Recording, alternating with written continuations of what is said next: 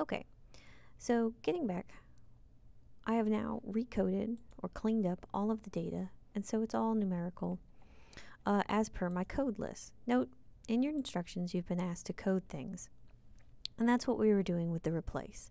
So I've already done that for this very different data, but the numbers are pretty similar.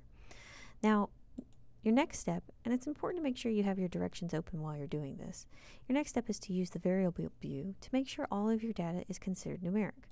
So when we go to our variable view, you'll notice the type of data is listed as string. String data is kind of like text data as opposed to numbers, and so many of the programs or different kinds of statistical tests that you can run on this data won't work because it thinks that what you have in there are words and not numbers. So we need to make sure that we change them all to numeric. Changing them to numeric will allow us to actually do the statistical test that we need to do.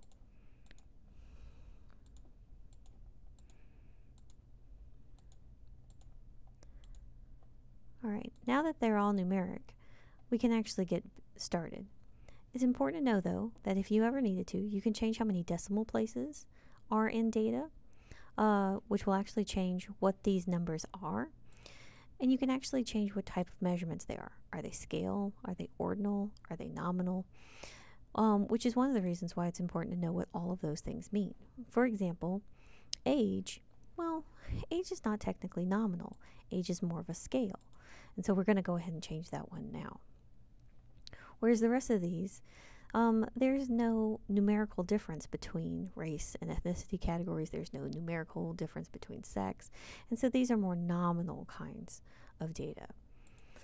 So as you can see, here's our data. So let's go back to the instructions. What's the next thing we need to do? We need to run descriptive statistics for the variable credit hours and miles. On your data for Lab 2, you'll notice that credit hours and miles are the ones that you don't recode. That's because they're pure numbers. So they're very much like this age category. That's a pure number. So we didn't have to code it in any kind of way and assign a numerical value that was fake for it. It's just regular numbers. So what we're going to do is go up to Analyze. Analyze the descriptive statistics, and what we actually want is just regular old descriptions. And what we want is it for age.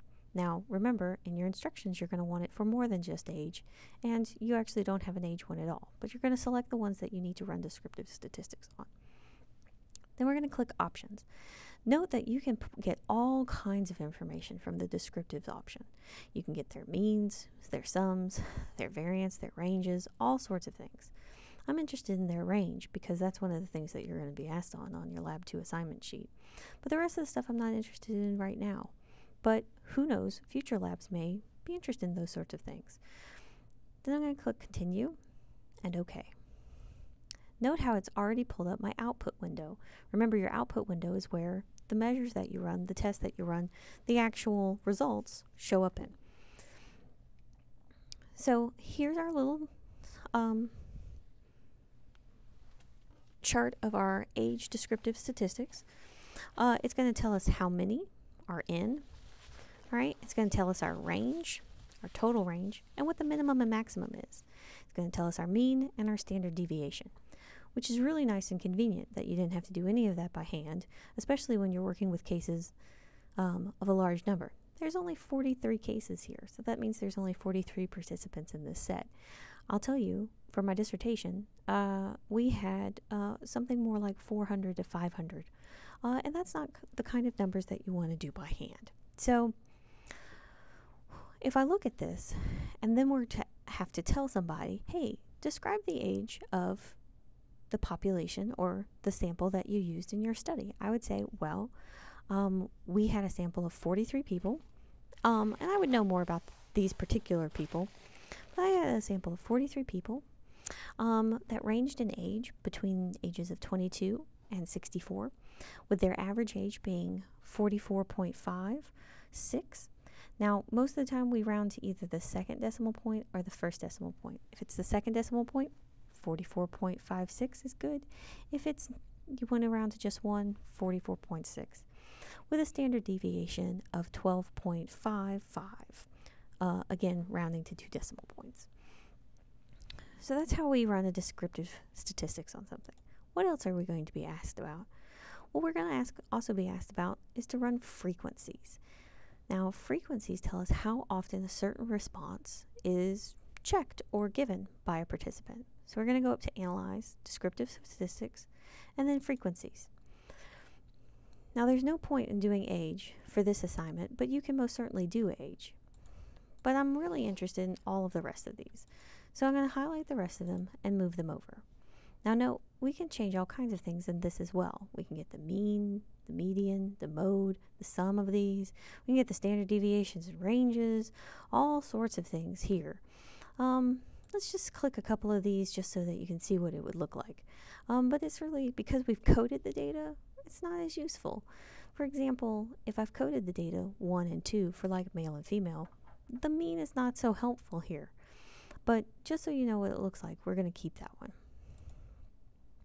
We can also get certain charts if we wanted to, and we can also change the kinds of counts and that sort of thing as well. So there's a lot of things that you can do in this that you may be asked to do in the future.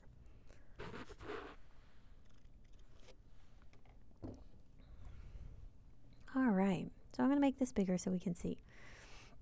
So the statistics, as you can see, the median age, 44.36.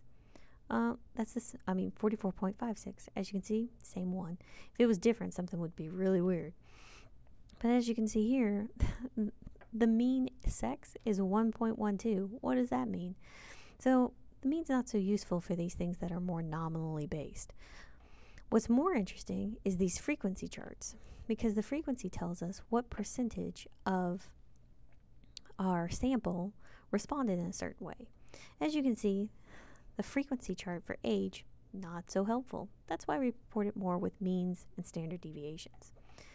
We scroll down, these other ones, much more useful.